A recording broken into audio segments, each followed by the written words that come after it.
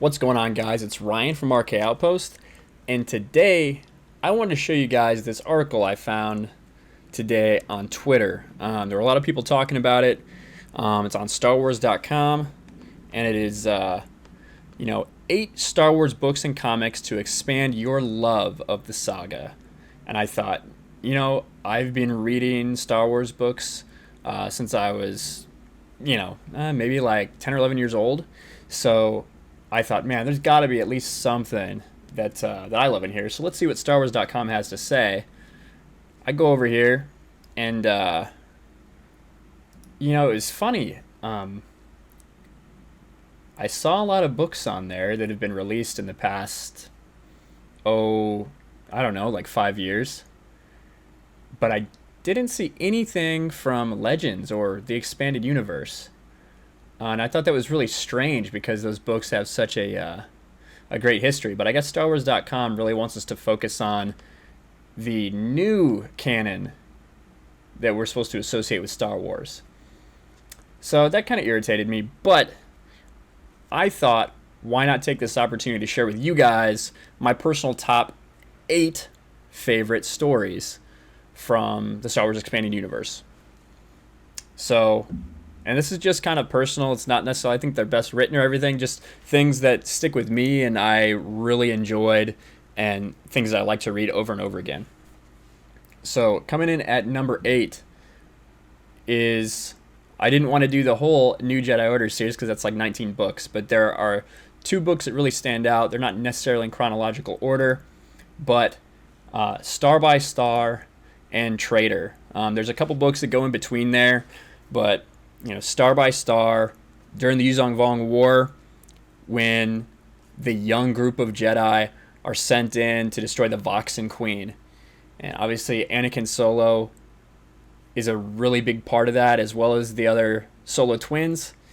And I don't want to spoil it for anyone who hasn't read it, but we obviously have some really dark moments in that book with some of these young Jedi Knights that we had grown to really be part of our hearts.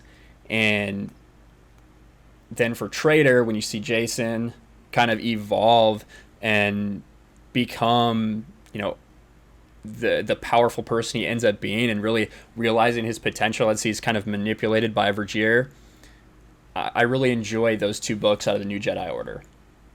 So coming in at number 7, it's going to be the Fate of the Jedi series. So that's a 9-book series.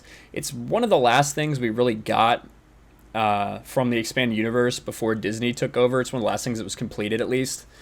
And I really enjoyed this series. It brings the Sith back into things. So you start having the typical, Jedi versus Sith. And there's obviously a reason why there's so many Sith, which is part of that series. And it's interesting and fun. One of the things I love about it is you get to see the relationship between Luke Skywalker and his son Ben Skywalker.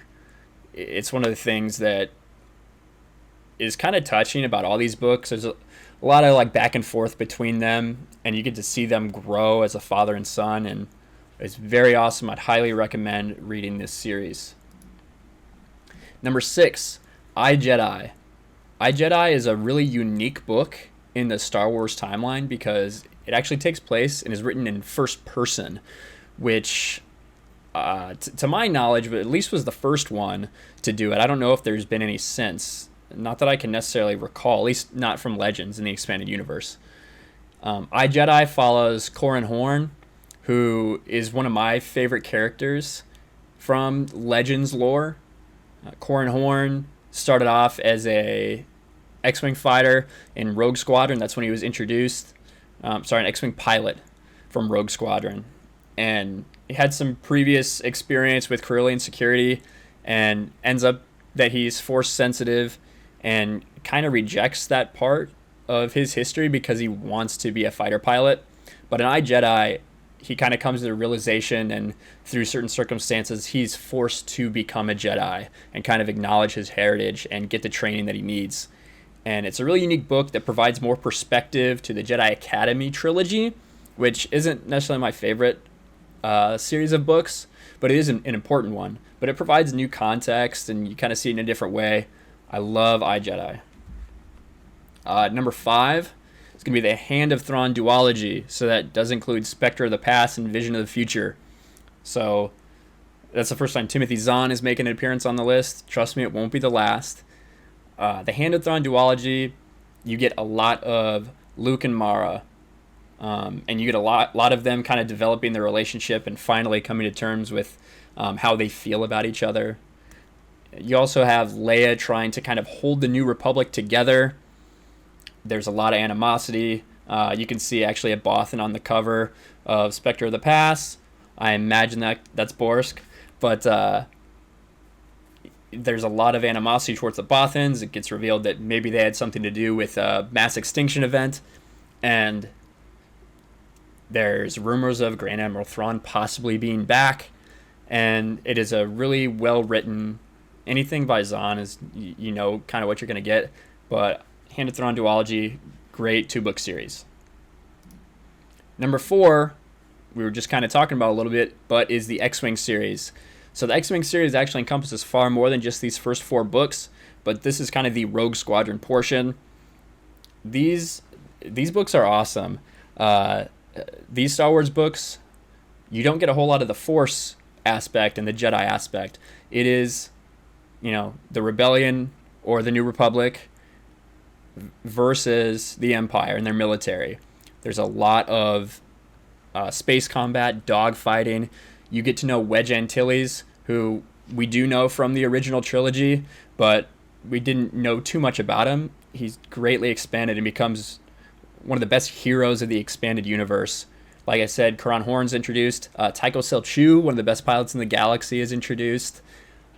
It is a very fun, all these books are well written, good story, and it's something different. It is not Jedi versus Sith. It's not Force related. It's different, and it's great. So go and read this if you have the opportunity. At number 3, the Darth Bane trilogy. So this takes place about 1,000 years before the Battle of Yavin, or before A New Hope. And it's about Darth Bane and how he kind of comes up with the concept and creates the Rule of Two, which ends up being the Sith mantra for the next approximately 1,000 years, and how they do ultimately kind of end up taking over the galaxy. You get introduced to Darth Bane, and he's not some dude who is just, awesome at everything. He's a guy who kind of realizes he's Force sensitive late in life, goes to the Sith Academy and really struggles with his training. But he struggles with his confidence. But eventually he taps into that potential and becomes extremely powerful. And through his study, he realizes that the reason that the Sith will never be able to overcome the might of the Jedi and the Old Republic is because of their constant infighting, the nature of Sith to constantly be backstabbing. They can never focus everything they need to out towards the Jedi, and the Jedi can always win. So he comes up with a plan that there should be 2 Sith alone. And how he goes about that is very interesting, and the end of this book is fantastic. And it's kind of up to your opinion and what you think happened. So highly recommended. Number 2, and I'm sure almost any top 8 that's realistic of Star Wars books or series would have this involved, but the Thrawn Trilogy. I'm not going to spend too much time talking about it.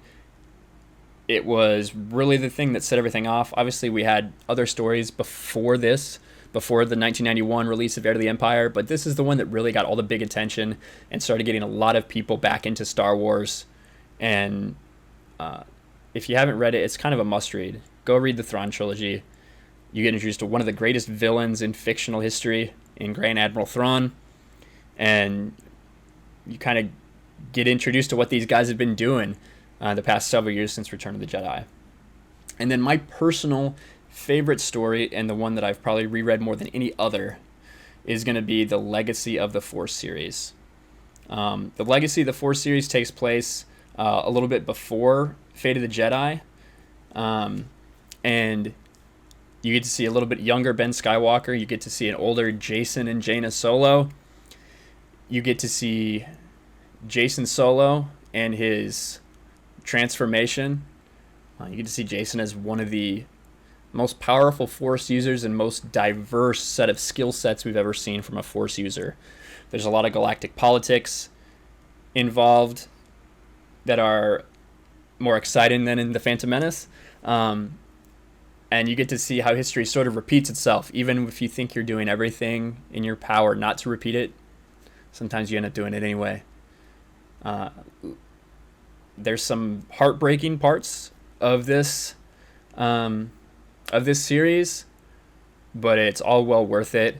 And you get to see Luke Skywalker kind of at the height of his powers and what he can really do. And it's just a great series. So that is my top. Go check it out. I'll leave the updated list down in the comments below.